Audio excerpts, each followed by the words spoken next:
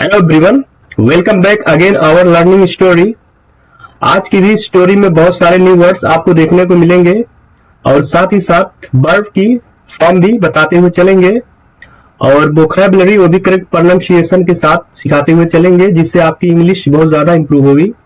तो चलिए लेट ना करते हुए शुरू करते हैं आज की स्टोरी और सीखते हैं इंग्लिश इजिली फन वे में। द ग्रीडी ओल्ड मैन, लालची बूढ़ा आदमी।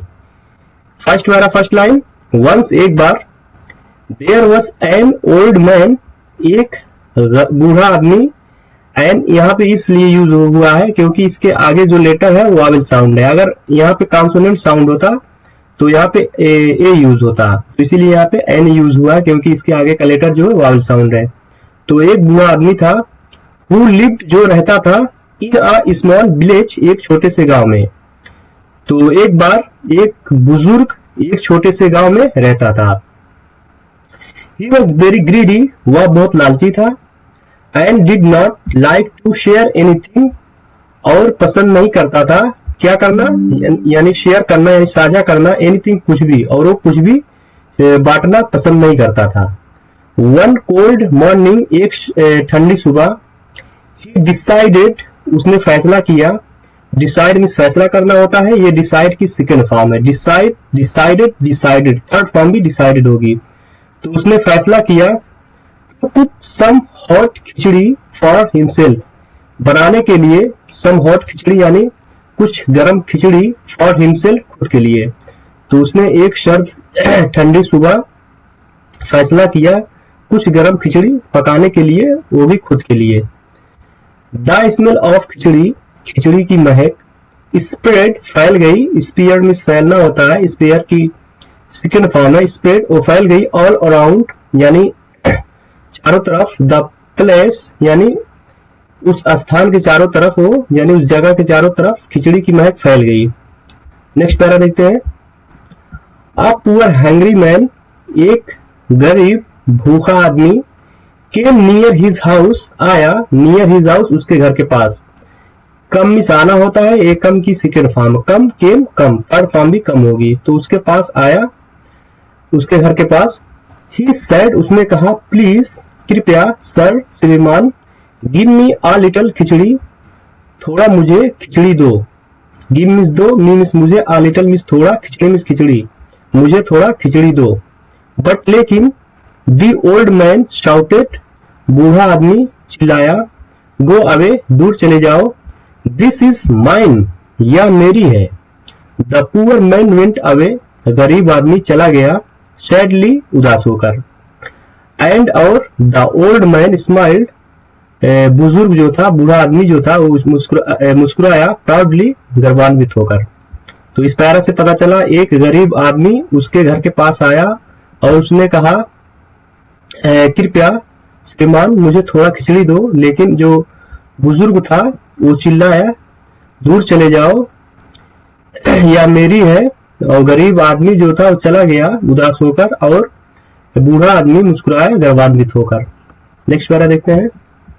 कहानी में बने रहिए दोस्तों, कहानी बहुत ही इंटरेस्टिंग होने वाली है। और अगर आप इस स्टोरी से आपको आपकी इंग्लिश इंप्रूव हो रही हो, कुछ भी अगर आपको फायदा हो रहा है, तो इस चैनल को सब्सक्राइब करना दोस्तों ना भूलें। द ओल्ड मैन सेट, बूढ़ा आदमी बैठ गया, नियर द फायर, आग के पास, एंड वेटेड, और इंतजार किया। वेट मीन्स इंतजार करना होता है, वेट की सेकंड फॉर्म है, वेट, वेटेड, वेटेड, इंतजार किया। फॉर द खिचड़ी यानी उस खिचड़ी का, पकने के लिए। तो वो आदमी आग के पास बैठ गया और इंतजार किया खिचड़ी के पकने का। बट लेकिन, the fire was very small, आग जो थी बहुत छोटी थी, यानी बहुत धीमी थी। स्मॉल मीन्स छोटी होती है, पर यहाँ पे आग की बात हो रही है, तो आग तो छोटी होती नहीं है, तो इसीलिए यहाँ पे धीमी कहा जाएगा। तो लेकिन आग जो थी वो बहुत धीमी थी। एंड वीक, और कमजोर यानी लो थी। The pot was far from the flame, जो मटका था यानी जो घड़ा था जिसमें खिचड़ी पक रही थी, वह बहुत दूर था। फॉर मीन्स दूर होता, फ्रॉम द फ्लेम ज्योति, यानी उस आंच से बहुत दूर था, जो लपट निकलती है आग से, उससे बहुत दूर था। सो इसलिए the khichdi did not cook, khichdi पक नहीं पाई। इवन, यहाँ तक कि फॉर अ लॉन्ग टाइम, यानी लंबे समय के बाद भी खिचड़ी पक नहीं पाई। तो इस पैरा से पता चला जो बूढ़ा आदमी था वो आग के पास बैठ गया और उसने इंतजार किया खिचड़ी का पकने का, लेकिन आग जो थी बहुत धीमी थी और बहुत स्लो थी, और जो मटका था वो ज्योति यानी लैंप से उस आग से बहुत दूर था, इसीलिए खिचड़ी पक नहीं पाई। यहाँ तक कि लंबे समय के बाद भी खिचड़ी पक नहीं पाई। नेक्स्ट पैरा देखते हैं दोस्तों, कहानी में बने रहिएगा। A wise man passed by, एक चालाक आदमी गुजरा, एंड सॉ और देखा, दी ओल्ड मैन वेटिंग, बुजुर्ग आदमी इंतजार कर रहा है। ही लाफ्ड, उसने हंसा। लाफ मीन्स हंसना होता है, लाफ की सेकंड फॉर्म है। लाफ, लाफ्ड, लाफ्ड, उसने वो हंसा। एंड सेड, और कहा। दोस्तों जितनी भी स्टोरियां होती हैं मोस्टली वो पास्ट टेंस में होती हैं, पास्ट टेंस में। तो इस स्टोरी में आपका जो पास्ट टेंस का लेवल है वो बहुत ज्यादा इंप्रूव हो जाएगा। स्टोरी के अंत तक बने रहिएगा।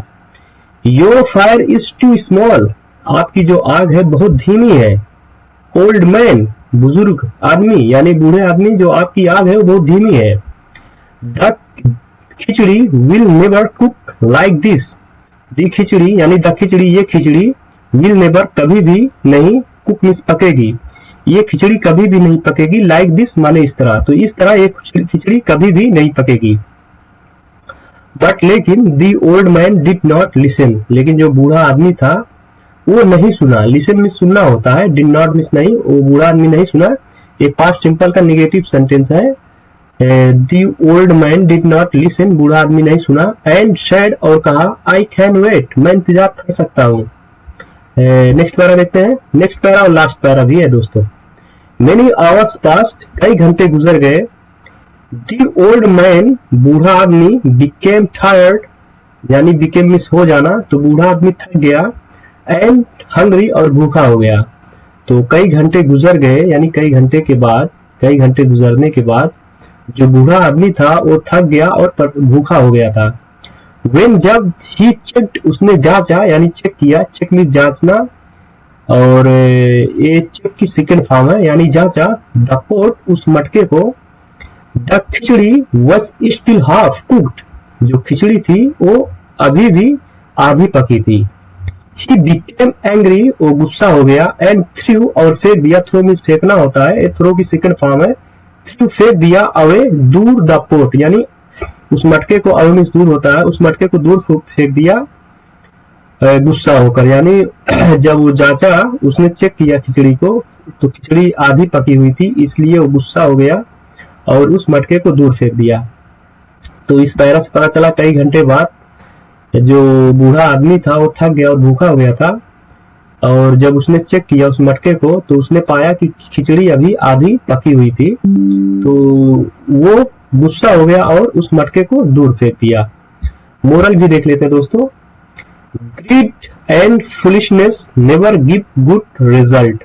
ग्रीड यानी लालच, एंड फुलिशनेस यानी मूर्खता, नेवर मीन्स कभी भी नहीं, गिव मीन्स देती है, गुड रिजल्ट मीन्स अच्छा परिणाम। तो लालच और मूर्खता कभी भी अच्छा परिणाम नहीं देती है। वी शुड भी, हमें रहना चाहिए, काइंड एंड वाइज, दयालु और ईमानदार, हमें दयालु और ईमानदार रहना चाहिए। तो यह इस स्टोरी का मोरल था दोस्तों। तो आई होप इस स्टोरी से आपको बहुत कुछ सीखने को मिला होगा, नए नए वर्ड्स, सेंटेंसेस, तो भी ग्रामेटिकली स्ट्रक्चर के साथ समझाते हुए चले हैं, जिससे आपकी इंग्लिश बहुत ज्यादा इंप्रूव हो गई होगी। तो ऐसे ही आप एक बार और रिपीट करिए इस स्टोरी को और हमारे साथ जुड़े रहिए। तो दोस्तों आशा करते हैं आपको इस स्टोरी बहुत ज्यादा पसंद आई होगी। तो इस स्टोरी को दोस्तों ज्यादा से ज्यादा लाइक, शेयर, कमेंट और हमारे चैनल को सब्सक्राइब करना ना भूलें, ताकि ऐसी ही इंटरेस्टिंग स्टोरी आप तक इजिली आसानी से पहुंचती रहे, जिससे आपकी इंग्लिश इंप्रूव होती रहे। तो मिलते हैं ऐसी ही इंटरेस्टिंग नेक्स्ट स्टोरी में, तब तक के लिए bye bye, take care, keep learning.